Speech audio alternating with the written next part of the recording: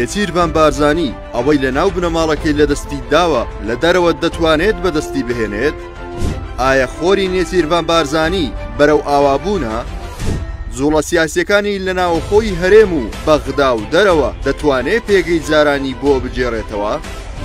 لە ماوەی دەڕۆژی ڕابردوو نێچیروان بارزانی لەسەر ئاستی دەرەوە سەردانی فەڕەنسای کرد و لە بەغداش لەگەڵ زۆرینەی لایەنە سیاسیەکانی عێراق و لە ناوخۆش لەگەڵ لایەنە سیاسیەکان کۆبوویەوە.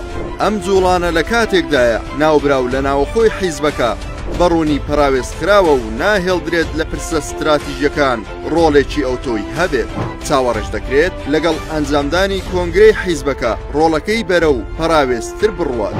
بەم پێەیە قۆناغ بە قۆناغ لە ناوخۆی حیزب کەسە نزیکەکانی و ئاراستەکەی پراوێز دەخرێن و بەهۆی نەمانی دەسەڵاتی حکوومەتیش ناتوانێت وەک پێشتر سەرنجی جەماوەری حیزبەکەی بۆ خۆی ڕابچێشێت.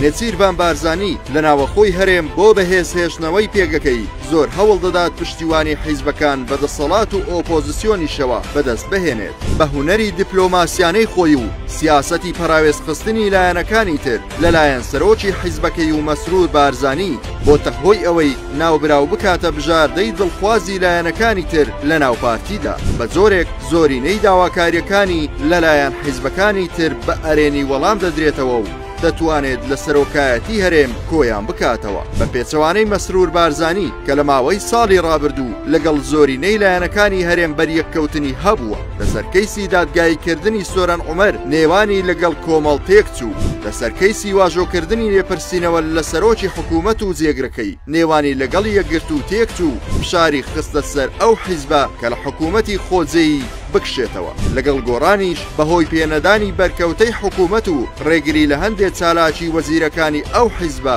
نێوانی خۆش نییە. لەگەڵ یەکێتی و لاهور شێخزەنجیش نێوانیان لە گرژیەکی درێژخایەنە. نێچیروان بارزانی لە بەشێک لە کۆبوونەوەکانی کاتێک توانیویەتی قسەی دڵی خۆی بکات ئەویش گیلەیی لە دۆخی خۆی کردووە لە ناو حیزبەکەی و بەلایەنەکانی وتووە کە حاڵی ئەویش زۆر لەوان باشتر نییە و پراوێز خراوە. لە دوایین کۆبوونەوەی لەگەڵ حیزبەکان هاوڕای بافڵ تاڵەبانی بووە لەوەی کە ڕەخنەی لە پراوێز خستنی حیزبەکەی گرتووە لەلایەن سەرۆکی حکوومەت. نێچیروان بارزانی بەرگری لە حکوومەت و مەسرور بارزانی نەکردووە، بەڵکو هیوای خواستووە داواکاریەکانی یەکێتی جێبەجێ بکرێت. ناوبراو پەیوەندێکی باشی لەگەڵ لاهور شێخزەنجی هەیە بە پێچەوانەی ئامۆزاکەی و مامی. ئەو لە چەندین بۆنە پەیامی ڕاستە و خۆی ئاراستەی لاهور شێخزەنجی کردووە. ئەو میدیایانەش کە لەسەر ئەو حیسابن پێچەوانەی میدیاکانی ئامۆزاکەی زمانی زبر بەرامبەر لاهور شێخزەنجی بەکار ناهێنن، چونکە نێچیروان بارزانی لە چەند ڕۆژی ڕابردوو لە پراوێزی ئامادەکاریەکانی هەڵبژاردن و کۆبوونەوە لەگەڵ لایەنە سەرەکیەکانی شیعە پێدانی ئەو پەیامەیە کە ئەو هێشتا ژمارەیەکی کاریگەرە، ئەگەرچی ئەو لە ڕێکەوتنی نێوان حکوومەتی هەرێم و بەغدا ڕۆڵێکی ئەوتۆی نەبوو. مەسرور بارزانیش جگە لە دەستخۆشی لە تیمی دانوسانکار تەنها ئاماژەی بە ڕۆڵی باوکی کرد لە ئاسانکاری بۆ ڕێککەوتنەکە.